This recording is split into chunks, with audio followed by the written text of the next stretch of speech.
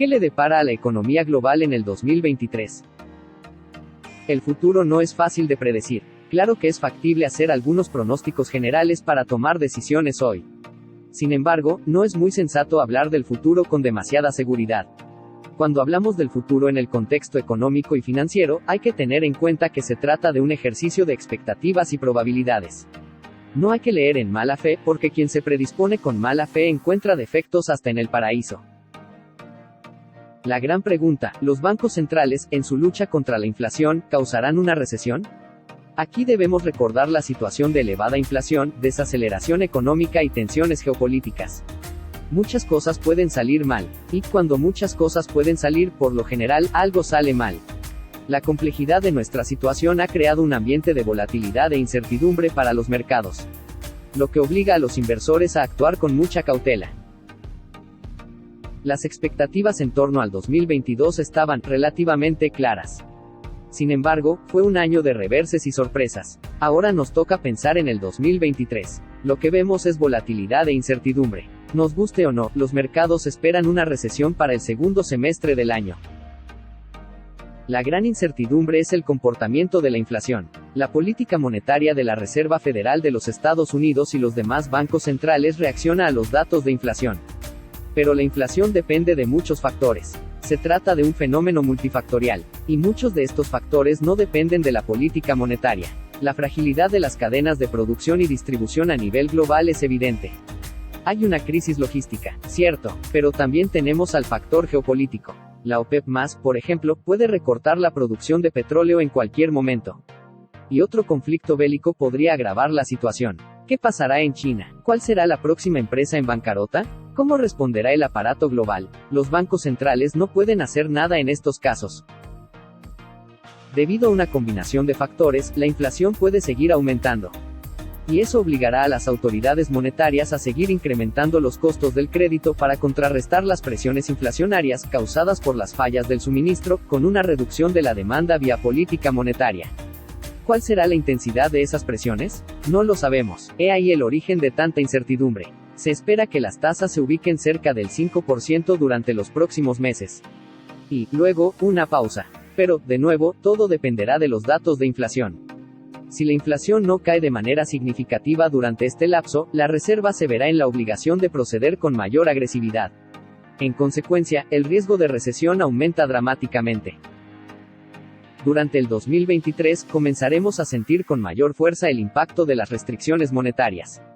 Se espera que esto implique la moderación de la inflación, pero también debemos recordar que una disminución del crecimiento económico es inevitable. Y eso significa menos ingresos, más desempleo y menores valoraciones. Los aumentos de los salarios en los Estados Unidos en un contexto de menor producción generan presiones inflacionarias. Un mercado laboral sobrecalentado en este momento es más un dolor de cabeza que un triunfo. En este caso, buenas noticias son malas noticias, porque la economía no tiene la capacidad de soportar esa demanda adicional. Esta situación, lamentablemente, complica el trabajo de la Reserva Federal. Según BlackRock Investment en su Global Investment Outlook for 2023, la gran moderación, el periodo de 4 décadas de actividad e inflación mayormente estables, ha quedado atrás. El nuevo régimen de mayor volatilidad macro y de mercado se está gestando. Se pronostica una recesión, los bancos centrales están en camino de endurecer demasiado la política en su intento de controlar la inflación. ¿Será posible reducir la inflación a 2% sin causar una recesión? La historia nos ha demostrado que ese no es el escenario más probable. Según el Instituto de Finanzas Internacionales, IIF, el PIB mundial crecerá solo un 1.2% el próximo año, niveles no vistos desde la Gran Recesión.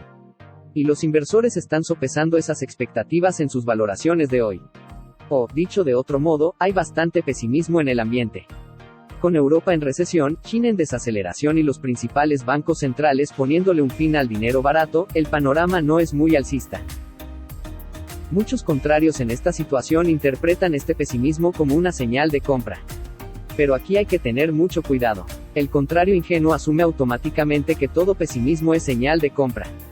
Esto es obviamente una exageración y un abuso de la filosofía. El pesimismo irracional sí es una señal de compra. Un pesimismo, liberalizado por los minoristas, que contradice los fundamentales, ciertamente, se puede convertir en una gran oportunidad. No podemos decir lo mismo por un pesimismo racional causado por un cambio radical de condiciones macroeconómicas. Ante un cambio de paradigma, todas las valoraciones deben ajustarse. Ojo. ¿Cuál será el nivel del S&P 500 en 12 meses? ¿Cuál será la valoración de las tecnológicas Big Tech? ¿Cómo estarán los bienes raíces? ¿Cuál será el precio del petróleo? ¿Cuál será el precio de Bitcoin? No es muy sensato hablar de lo que pasará, pero sí podemos hablar de lo que los demás, en este momento, piensan que pasará. Para nadie es un secreto que, en este momento, entre los banqueros y las grandes instituciones, el sentimiento es bajista.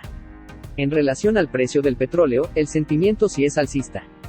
Pero, en lo que se refiere a los activos de riesgo como Bitcoin, el consenso, en Wall Street, se inclina a pensar que el fondo aún no ha llegado.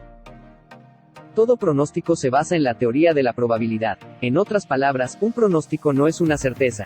No hay que entender un pronóstico de modo literal. No es una profecía. No es un decreto. ¿Qué hacer con un pronóstico? Se utilizan los pronósticos para hacer valoraciones. Si las proyecciones indican un incremento de la demanda en el futuro, tomaremos una postura alcista.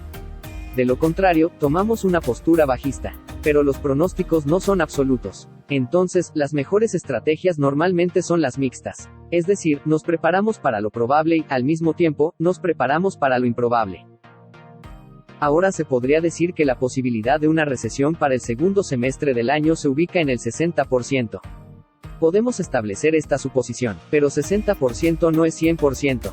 Lo que implica que lo más sensato es diseñar una estrategia que nos proteja durante los distintos escenarios. Esto significa gestión de riesgo. Cautela, pero sin paranoia. Prudencia, pero sin miedo. Estabilidad, pero con algo de exposición. Comparte este video con un amigo si te resultó útil. Considere suscribirse al canal para ver videos sobre creación de riqueza, y gracias por ver el video.